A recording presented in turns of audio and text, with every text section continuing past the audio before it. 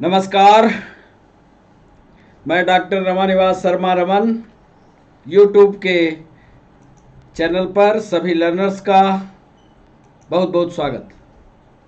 Classification के इस 11वें चरण में बच्चों आप सभी का बहुत बहुत स्वागत है। आज बारी है मेटाजोआ की।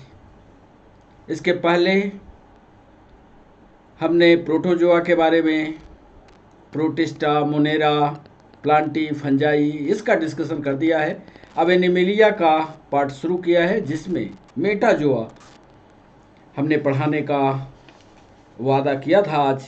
तो आज शुरू करेंगे मेटाजोआ। मेटाजोआ में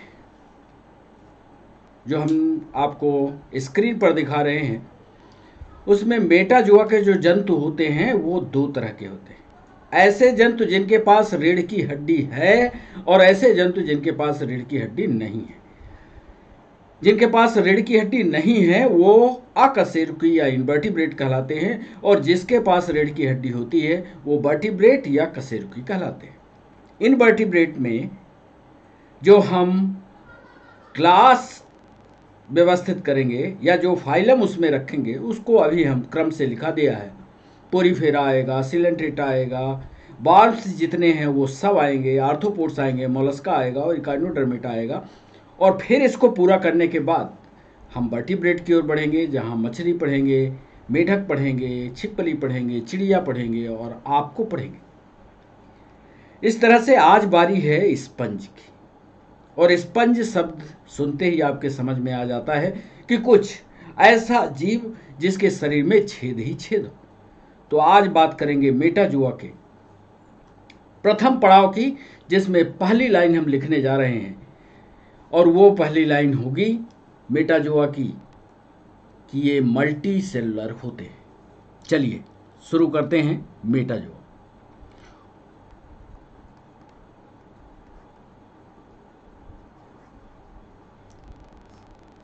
कॉम्पिटिटिव पॉइंट ऑफ व्यू से हर पॉइंट को समझने की कोशिश करिएगा।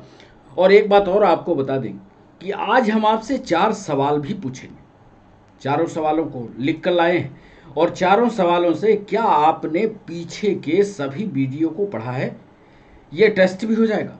तो 4 ऑब्जेक्टिव, इंपॉर्टेंट ऑब्जेक्टिव, 2 ऑब्जेक्टिव तो आपकी परीक्षा से कलेक्ट किया है, 2 ऑब्जेक्टिव हमने बनाए हैं। तो ये 4 ऑब्जेक्टिव सेशन के अंत में हम शामिल करेंगे। तो मेटाजोआ को ध्यान से पढ़िएगा। मेटाजोआ में सबसे पहली बात जो हम लिखने जा रहे हैं कि ये मल्टी सेलुलर होते हैं।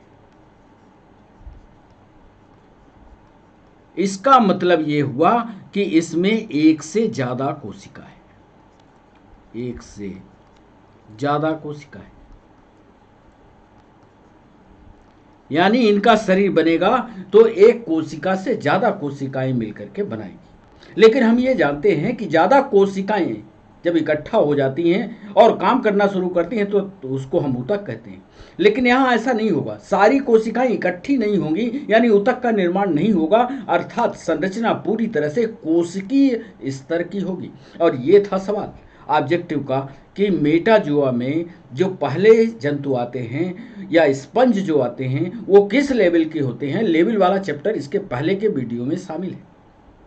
क्या ये सेलुलर है, क्या टिश्यू है, क्या आर्गन है? आपका जवाब होगा कि मेटाजोआ में जो पहला स्पंज वाला पार्ट आता है या स्पंज के जो जंतु आते हैं वो कोशिकीय स्तर के होते हैं।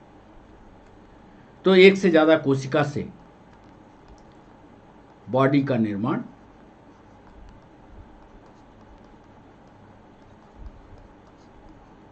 दूसरा महत्वपूर्ण पॉइंट, एक शब्द लेबर, आप जानते हैं लेबर का मतलब होता है श्रमिक। यहां पर एक शब्द का इस्तेमाल और अक्सर ऑब्जेक्टिव में पूछा भी जाता है, डिवीजन ऑफ लेबर क्या है? डिवीजन ऑफ लेबर का मतलब है हर श्रमिक अलग अलग कार्य करने के लिए जिम्मेदार हो जाए। उसी शब्द को कहते हैं डिवीजन ऑफ लेबर, कार्य की श्रम विभाजन। क्या स्पंज में कार्य की श्रम विभाजन पाया जाता है या पोरीफर्स में कार्य की श्रम विभाजन पाया जाता है या मेटाजोआ में क्या कार्य की श्रम विभाजन पाया जाता है? बिल्कुल पाया जाता है। यही शब्द हम लिखने वाले हैं कि इसमें कार्य की श्रम विभाजन, इसी को कहते हैं डिवीजन ऑफ लेबर। याद कर लीजिएगा, कार्य की श्रम विभाजन पाया जाता है। चलिए, दो महत्वपूर्ण बिंदु हो गए। तीसरा महत्वपूर्ण बिंदु,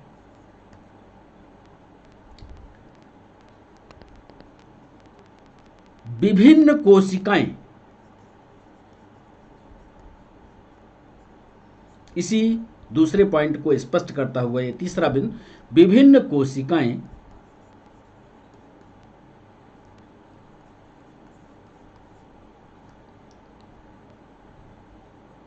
व अंग, क्योंकि मेटाजोआ में आगे जब चलेंगे तो अंगों का भी निर्माण हो जाएगा।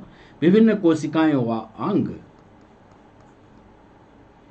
भिन्न भिन्न कार्य करते हैं।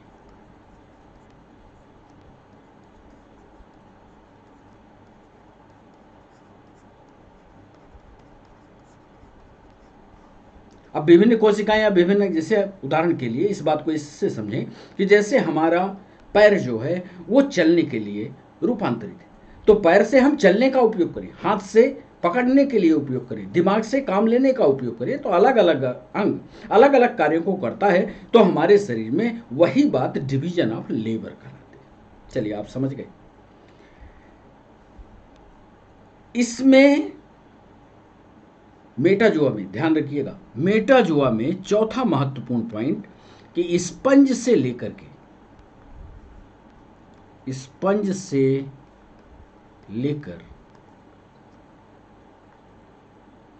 मनुष्य तक मेटाजोआ में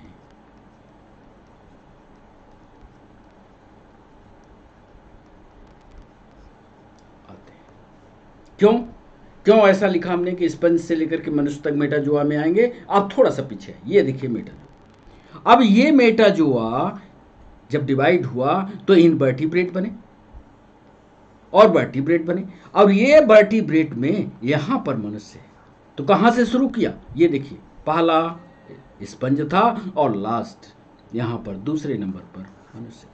यही बात हमने स्पष्ट लिखी, और ये ऑब्जेक्टिव भी बन सकता है कि मेटाजोआ के क्लासिफिकेशन में क्या स्पंज से मनुष्य तक का वर्गीकरण है? आपका जवाब होगा हाँ।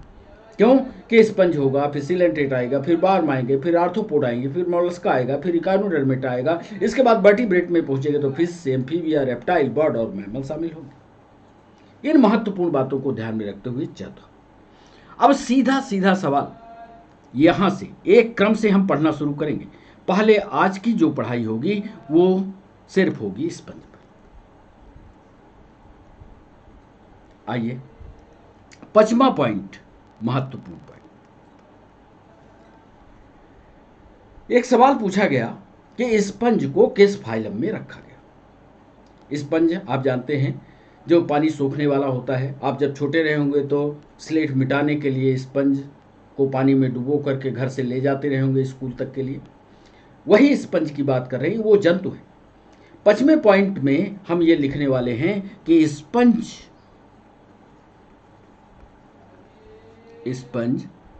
पोरीफेरा फाइलम का सबसे अच्छा उदाहरण है। इसका मतलब एक बार ऑब्जेक्टिव में पूछा गया कि स्पंज किस फाइलम में आता है, तो याद कर लीजिएगा स्पंज पोरीफेरा में आता है। छठवां एक महत्वपूर्ण पॉइंट आपको बता दें, छठवां महत्वपूर्ण पॉइंट ये कि फाइलम पोरीफेरा का संपूर्ण अध्ययन किस वैज्ञानिक ने किया। लिख लीजिए इसको, इस संघ का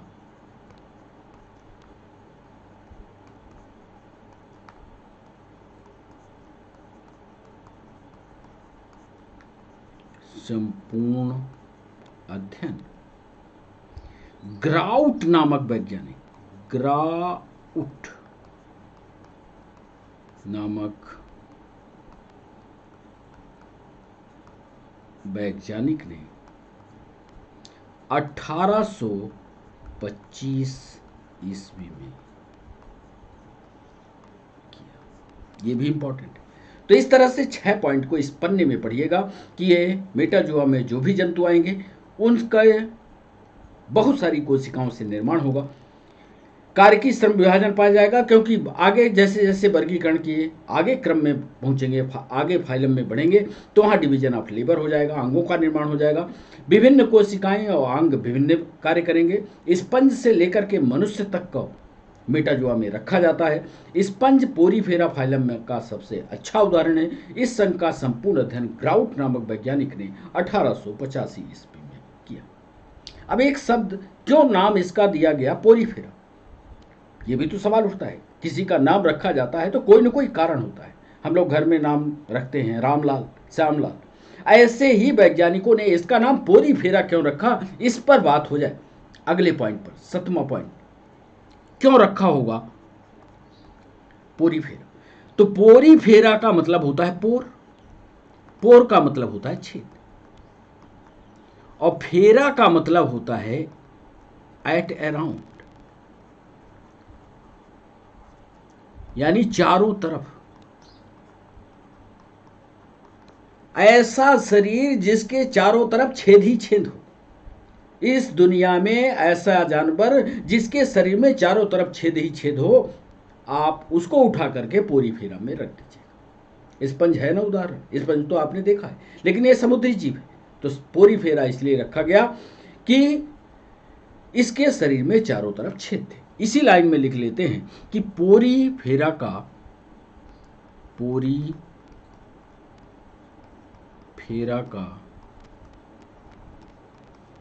मतलब छिद्र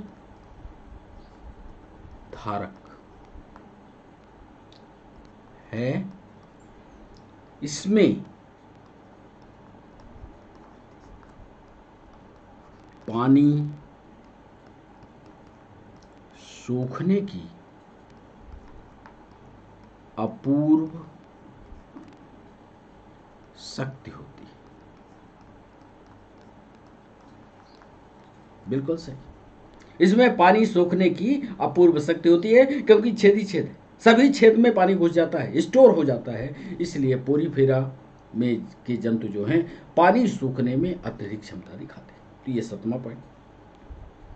एक सवाल ये पूछा गया कि ये जंतु तो है, जंतु के शरीर में छेद है, इन छेदों का नाम क्या है, ये भी सवाल आया। आप याद रखिएगा, आज हम 4 ऑब्जेक्टिव सवाल भी सेशन के अंत में पूछेंगे।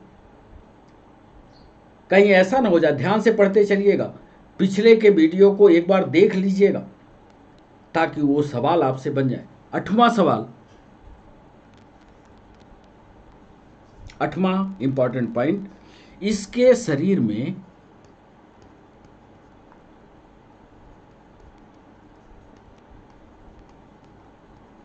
असंख्य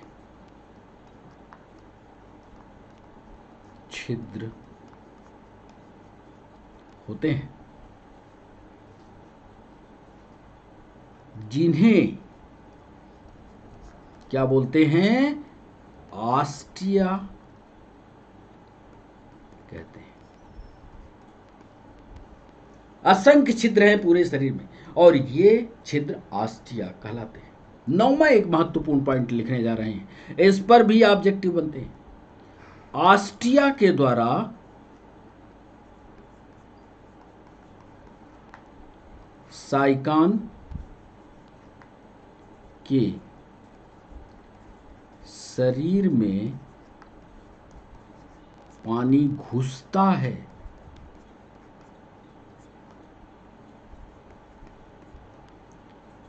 और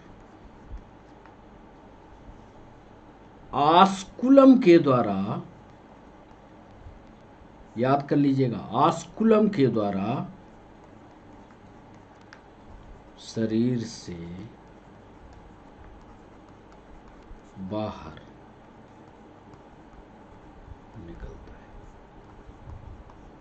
इसमें धोखा ना हो जाए, आस्टिया और आस्कुलम। आस्टिया से पानी अंदर आएगा और आस्कुलम से शरीर से बाहर जाएगा। तो इस तरह से पानी के अंदर आने और बाहर जाने की एक प्रक्रिया तय हो जाएगी, और आस्टिया के द्वारा पानी का आना और आस्कुलम से पानी का बाहर जाना, इस बीच में प्रक्रिया क्या होगी? इस बीच में जो भी खाना आएगा वो खाना ग्रहण किया जाएगा, इसमें जो ऑक्सीजन आएगी वो सांस ले ली जाएगी।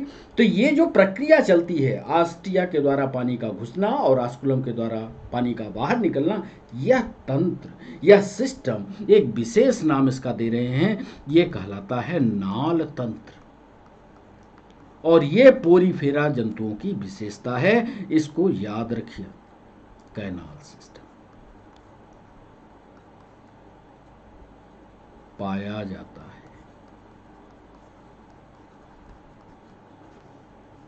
नहर है, एक छेद से आ रहा है, एक छेद से बाहर जा रहा है, बीच में सारी प्रोसेस हो रही है। अच्छा, ये होता ये है कि सीधा पानी आएगा और सीधा निकल जाएगा, ये सारे चित्र हम आपको दिखाएंगे। यानी पानी सीधा आया और सीधा निकल गया तो किसी मतलब का नहीं, पानी को अंदर आकर के थोड़ी देर रुकना पड़ता है, और जहां पर ये रुकता है तो ये गड्ढा बनता है, और ये गड्ढा क्या कहलाता है? ये भी ऑब्जेक्टिव, और ये गड्ढा कहलाता है स्पॉन्जियोसील, जिसको हम 11वें नंबर पर लिखने जा रहे हैं।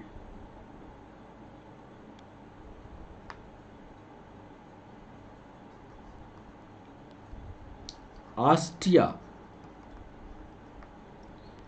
एक बड़े क्षेत्र में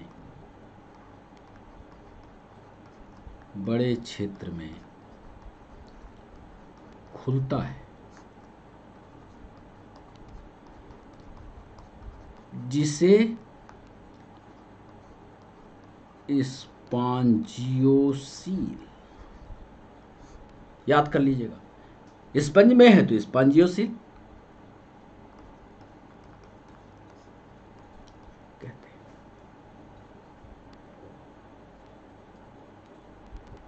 इनका एक उदाहरण और है, बड़े बड़े आप कभी 5 स्टार होटल में ठहरिए, वहां पर साबुन लगाने या रगड़ने के लिए, आपके शरीर को रगड़ने के लिए एक स्पंज दिया जाता है, जिसको आप बाथ स्पंज के नाम से जानते हैं। और ये सवाल भी पूछा गया कि बाथ स्पंज का वैज्ञानिक नाम क्या है? ये बाथ स्पंज वही है, क्योंकि ये पानी सोखेगा, और साबुन लगा करके इससे रगड़ेंगे, वही बाथ स्पंज का वो वैज्ञानिक नाम पूछा है, जो 12वें पॉइंट पर हम लिखने जा रहे हैं। लिखिएगा कि बाथ स्पंज यू स्पॉन्जिया को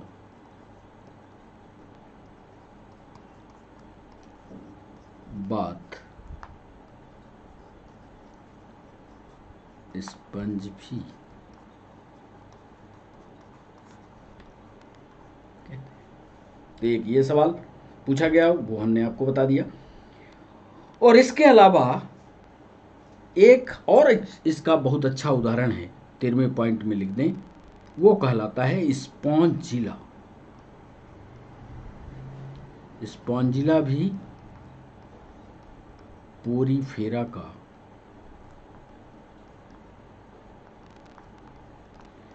सबसे अच्छा उदाहरण। अब ये जो जीव हैं कहाँ पाए जाते हैं, कैसी इनकी संरचना होती है, इस पर भी सवाल आपको बता दें। अभी चित्र में हम आपको दिखाएंगे कि ये साइकान जो होते हैं समुद्र के किनारे, समुद्र में धाराएं आती हैं, लहरें आती हैं, तो उन लहरों के कारण इनका शरीर जो है उखड़ करके बहुत दूर ना चला जाए, इसके लिए ये समुद्र के किनारे जो चट्टानें होती हैं, उन चट्टानों को आधार बना करके उन्हीं से चिपक करके रहते हैं। ये कभी मोटाइल होते नहीं, याद रखिएगा, कभी मोटाइल नहीं होते, कभी चलते नहीं, समुद्र की चट्टानों पर जा करके चिपकते हैं, जैसे एलगी नहीं होती उस तरह से चिपक करके रहते हैं। तो ये भी लिख ले। और ऐसा लगता है कि ये जीव नहीं है। एक सवाल पूछा गया कि बाहर से देखने पर ऐसा जीव बताइए जो चट्टानों पर पाया जाता हो, बाहर से देखने पर निर्जीव दिखता हो। उसका उत्तर भी साइकान ही होगा। 14 नंबर का पॉइंट, ये समुद्री चट्टानों पर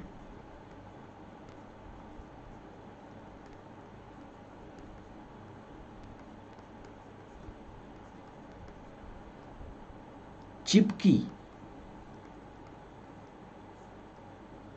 निर्जीव सी आकृतियों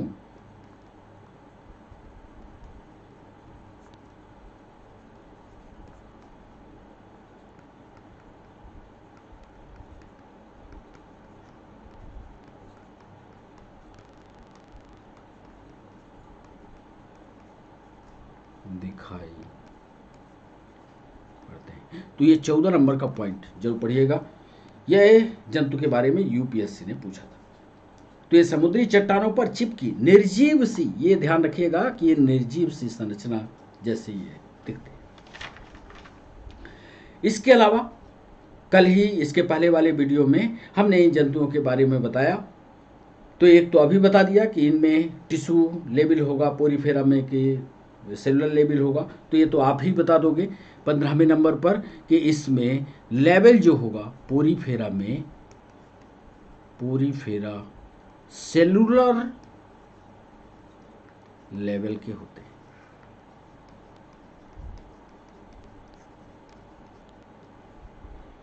इनकी बॉडी को आप बराबर टुकड़ों में काट सकते हो क्या? पोरीफेरा को तो कई बार साइकान को हमने दिखाया है। तो 16वें नंबर पर यह भी लिख देना कि इनकी बॉडी जो है एसिमेट्रिकल होती है,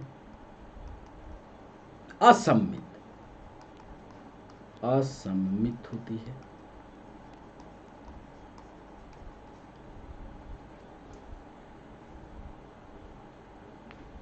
लेकिन ये याद रखना कि ऊतक सिस्टम नहीं होता, ऊतक तंत्र नहीं होता। यह भी सवाल पूछा है, ऊतक तंत्र इसमें नहीं होगा। एक स्पॉन्जियोसील के बारे में बता दिया। स्पॉन्जिन एक विशेष प्रकार की प्रोटीन है। पीएनएसटी में सवाल पूछा गया, 17वां जो लिखने जा रहे हैं। एक विशेष प्रकार की प्रोटीन पाई जाती है स्पंज में या पोरीफर्स में। उस प्रोटीन का नाम होता है स्पॉन्जिन प्रोटीन। स्पॉन्जिन प्रोटीन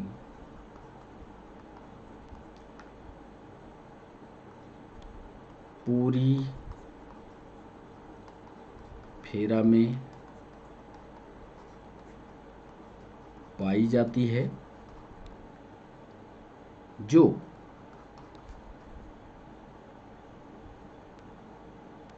पोरीफर्स जीवों के कंकाल का निर्माण करती है। कंकाल यानी स्केलेटन का।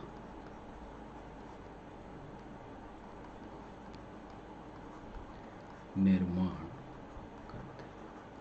बड़ा इंपॉर्टेंट सवाल है, 17 नंबर का बड़ा इंपॉर्टेंट सवाल है कि स्पॉन्जिन नामक प्रोटीन होगी और पोरीफेरा में पाई जाएगी। और ये प्रोटीन पोरीफर्स के जीवों में कंकाल, जैसे हम लोगों में हड्डी का एक कंकाल होता है, ऐसे पोरीफर्स जंतुओं में ताकत हो, लुजर बुजुर ना हो जाए कि जैसे अमीबा हो जाए तो उसमें कोई कंकाल नहीं है तो घचड़ पचड़ अपनी साइज बना ले। इसमें कंकाल पाया जाता है जो बना होता है स्पॉन्जिन प्रोटीन का। एक और महत्वपूर्ण पॉइंट आपको बता दें कि इसमें अंतःकोशिकीय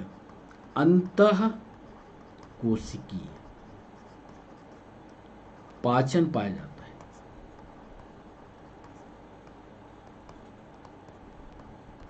जिसको क्या कहेंगे अंग्रेजी में? इंटरसेलुलर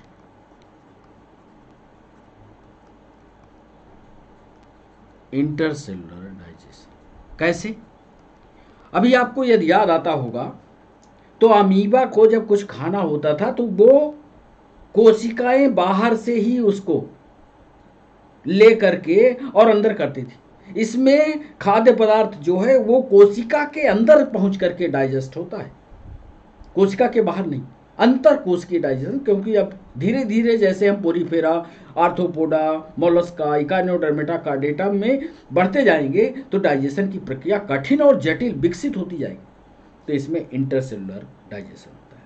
और अंतिम पॉइंट लिख लो पोरीफेरा का कि इसमें एसेक्सुअल और सेक्सुअल दोनों प्रकार का रिप्रोडक्शन पाया जाता है। लैंगिक और अलैंगिक दोनों तरह के जन्म पाए जाते हैं। तो इस तरह से इस पन्ने पर, इस स्लाइड पर 11वें नंबर पर हमने लिखा कि आस्टिया एक बड़े क्षेत्र में खुलता है। इस क्षेत्र का नाम स्पॉन्जियोसील होगा। यू स्पॉन्जिया को बाथ स्पंज भी कहते हैं। स्पॉन्जिला भी पोरीफेरा का सबसे अच्छा उदाहरण है। यह समुद्री चट्टानों पर चिपकी निर्जीव सी आकृतियों के रूप में पाई जाती है। पोरीफेरा सेलुलर लेवल के होते हैं, ऊतक तंत्र नहीं होता, याद किए रहना। यहाँ पर ऊतक तंत्र का जवाब नहीं दे देना। एसिमेट्रिकल बॉडी होगी, असममित प्रकार का शरीर होगा और स्पॉन्जिन नामक प्रोटीन पाई जाती है पोरीफेरा में और ये कंकाल का निर्माण करती है।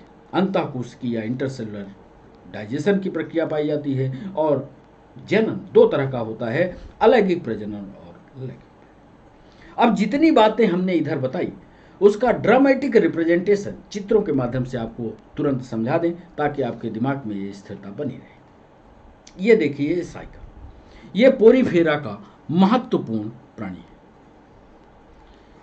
पक्का है ये पोरीफेरा का। इस पोरीफेरा के इस जंतु को, ये साइकान है ही। साइकान में आप देख क्या रहे हैं, दो चीजें तो आपको सामान्य रूप से दिख रही हैं कि ये काले काले जितने डाट आपको दिख रहे हैं ये सब छोटे छोटे छिद्र हैं, ये आस्टिया है। और आस्टिया ये बाहर की तरफ खुल रहा है जिसको हम आस्कुलम कहते हैं। आस्टिया से पानी, अभी हम चित्र दूसरा दिखाएंगे कि कैसे पानी अंदर घुसता है और कैसे पानी अंदर घुस करके फिर आगे की ओर बढ़ता है। तो ये एक चौड़े क्षेत्र में, ये पानी घुसने के बाद एक चौड़े क्षेत्र में पहुंचता होगा और ये चौड़ा क्षेत्र जो है स्पॉन्जियोसील कहलाता है।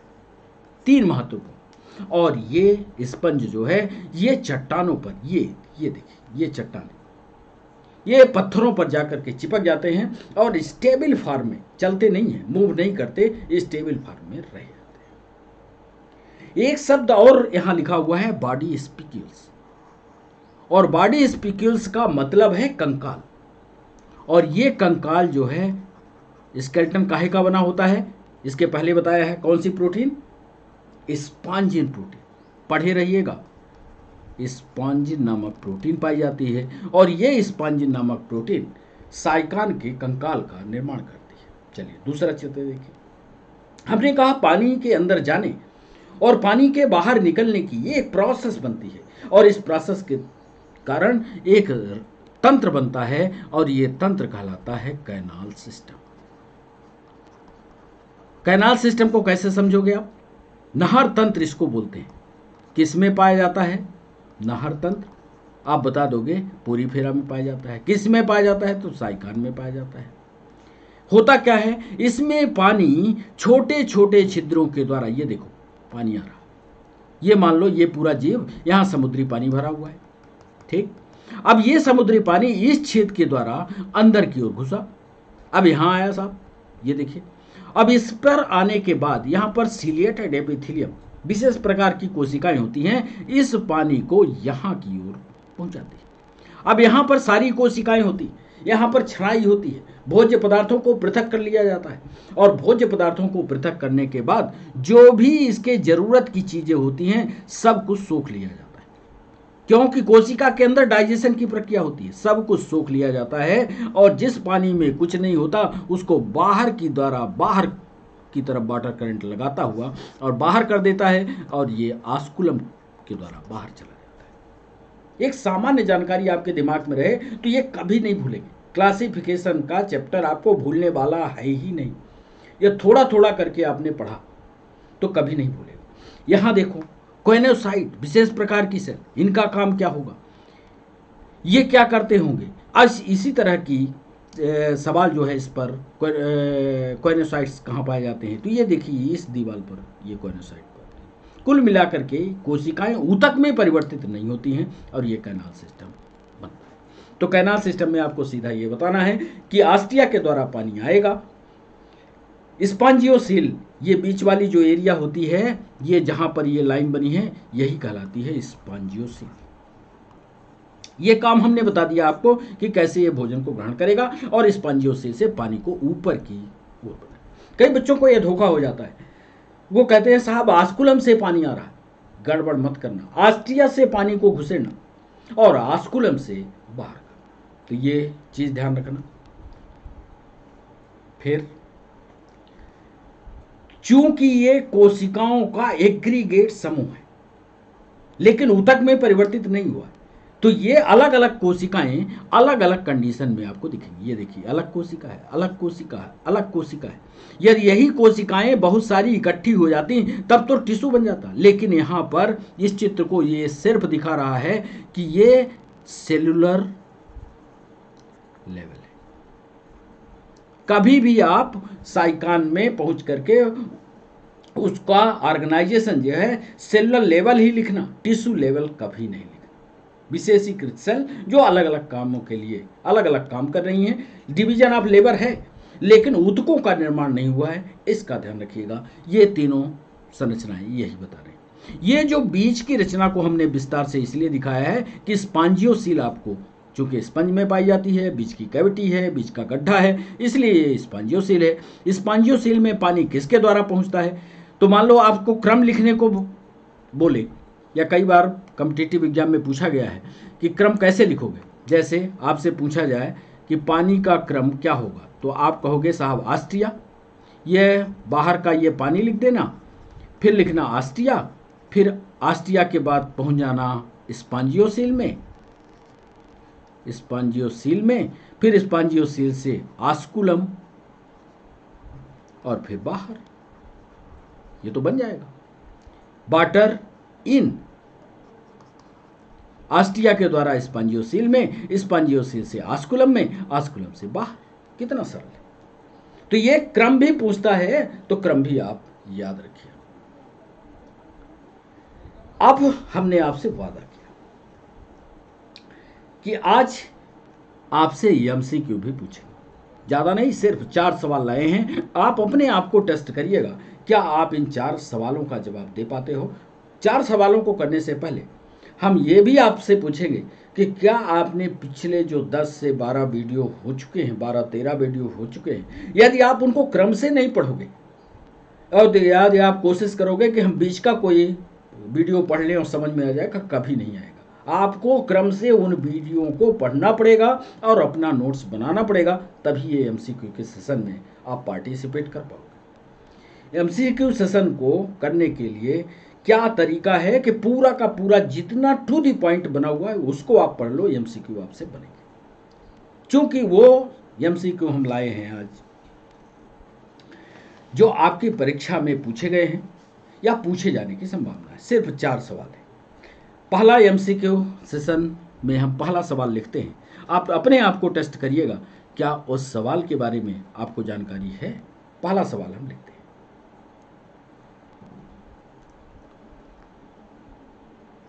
क्वेश्चन नंबर 1, ब्रायोफाइट्स, ये पढ़ा चुके हैं। ब्रायोफाइट्स फोटोसिंथेटिक होते हैं, फोटोसिंथेटिक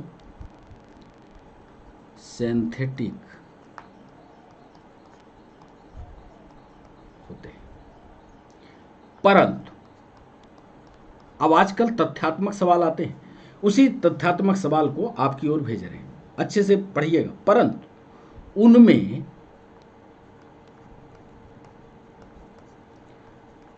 संवहनीय ऊतक यानी कंडक्टिंग टिश्यू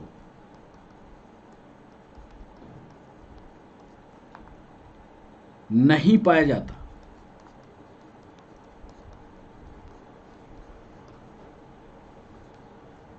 वास्तविक जड़ें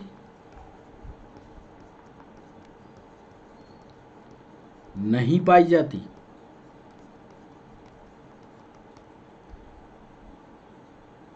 इस विशेषता के कारण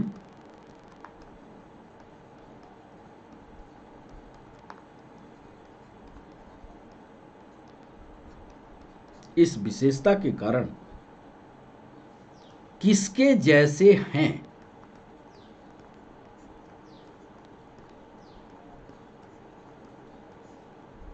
नंबर 1 फंजाई, या चाहो तो आप इसको फफूद लिख लो। नंबर 2 टीरिडोफाइटा। नंबर 3, एंजियोस्पर्म या इसी को आवृत्तबीजी भी कहते हैं।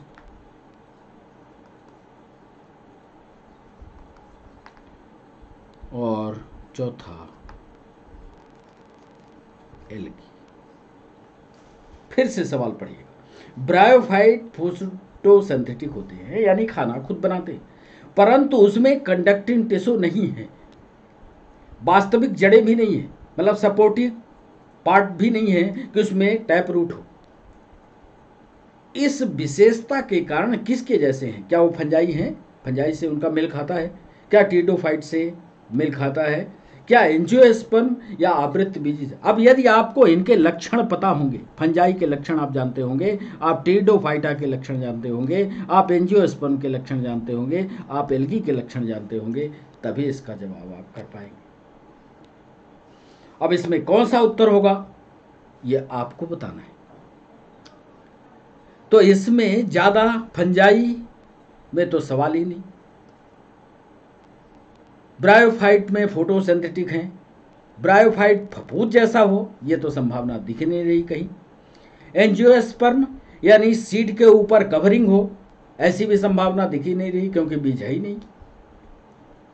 टीडोफाइट्स में बड़े बड़े वाले पौधे आते हैं, तो टीडोफाइट की भी इसकी संभावना चली गई। एक ही उत्तर इसका बचता है कि साहब ये एल्गी जैसे, क्योंकि एल्गी जो है उसमें ग्रीन पिगमेंट हैं और एल्गी का पौधा भी बड़ा नहीं होता। जब बड़ा नहीं होता तो जाइलम और फ्लोएम का कोई काम नहीं होता, यानी कंडक्टिव टिश्यू नहीं है। एल्गी में भी कोई टैप रूट नहीं होती, काई में होती है जहां आप फिसल कर गिरते हो, क्या वहां मूसला जड़ है? नहीं होगी। इसलिए कुल मिलाकर के आपका जवाब होना चाहिए था डिस्कशन के साथ एल्गी। अब जब हम सवाल लाया करेंगे और जैसे ही हम YouTube पर लाइव आएंगे तो डिस्कशन के साथ सवालों को किया करेंगे। चलिए, तो क्वेश्चन नंबर 1 ये। क्वेश्चन नंबर 2, आप अपने आप को टेस्ट करिएगा, क्या आप इन प्रश्नों के जवाब कर पाए। फिर एक सवाल लिख रहे हैं, साइनोबैक्टीरिया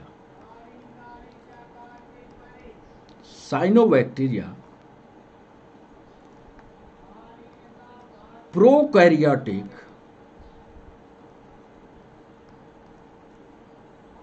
संरचना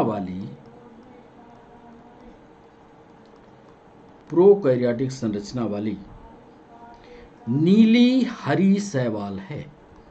नीली हरी शैवाल है, यानी ब्लू ग्रीन एल्गी है। ठीक है, एक कारण तो ये, इसका कारण बताइएगा। आर में लिख रहे हैं, आजकल ऐसे सवाल आते हैं, उसी सवाल को हमने पकड़ा है। आर में लिख रहे हैं ये क्लोरोप्लास्ट के कारण हरी दिखाई देती है। ऑप्शन दे रहे हैं आपको, ऑप्शन है ए पर लिखिएगा, ए और आर दोनों सही हैं।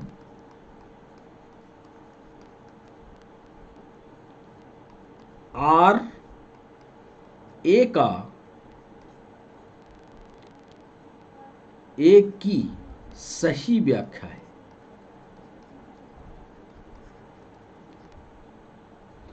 ए आर दोनों सही हैं, बी पर लिख रहे हैं ए आर दोनों सही हैं, परंतु आर ए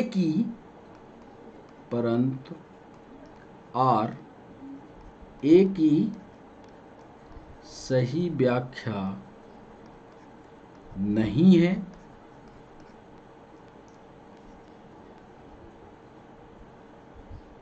सी। ए सही है, आर गलत है।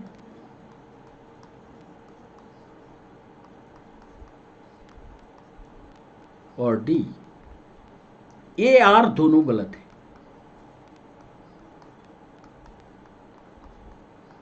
आप बताइए, कहिए तो इसका उत्तर बता दें। इतना समय लग जाता है लिखने में कि आपको उत्तर तो आ ही जाना चाहिए। साइनोबैक्टीरिया में प्रोकैरियोटिक है, यानी डेवलप्ड कोशिका नहीं है। Blue green algae.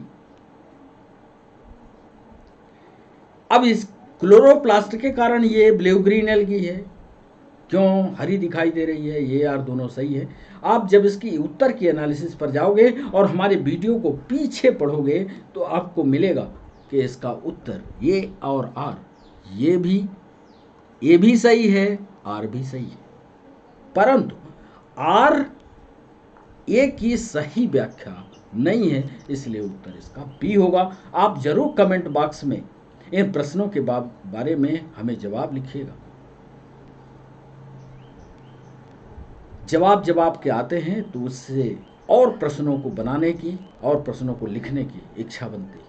आप लिखिएगा कैसे आप समझे कि ए आर दोनों सही है, परंतु आर ए की सही व्याख्या नहीं है। फिर तीसरा एक सवाल, क्वेश्चन नंबर 3।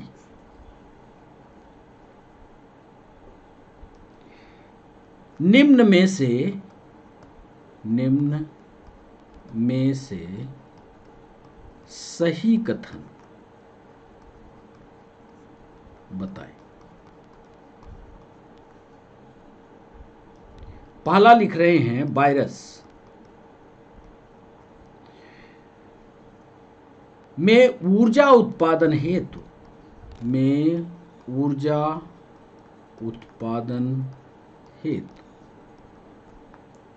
एंजाइम नहीं होते।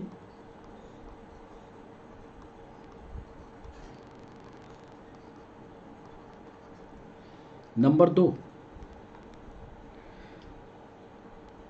वायरस को किसी भी कृत्रिम माध्यम, ध्यान रखिएगा, किसी भी कृत्रिम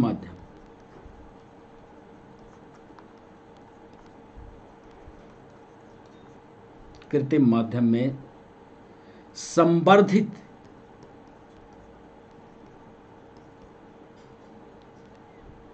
या पैदा किया जा सकता है।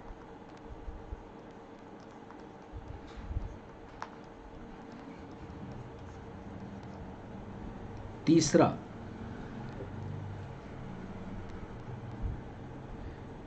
वायरस एक जीव से दूसरे जीव में केवल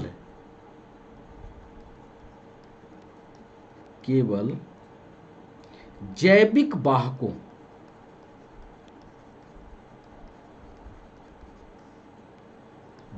से स्थानांतरित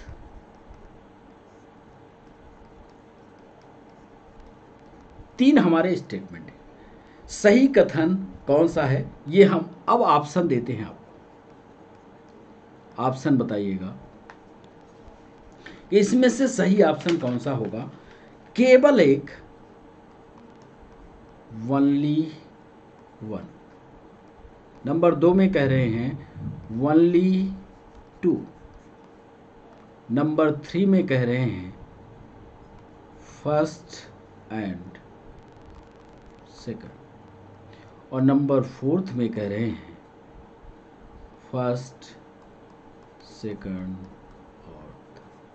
इसमें आपको बताना है कि कौन सा स्टेटमेंट बिल्कुल सही है। केवल एक, केवल दो, पहला और दूसरा, पहला दूसरा और तीसरा। सोच लिया। वायरस ऊर्जा उत्पादन देने हुए एंजाइम है और इसमें आप देखोगे कि सिर्फ हो सकता है आपके लिए टिपिकल पड़ता हो, सिर्फ पहला ही इसका स्टेटमेंट बिल्कुल सही है। एक चौथा सवाल जल्दी से पूछ ले, फिर सेशन को समाप्त करें। चौथा सवाल हमने पूछा कि पांच जगत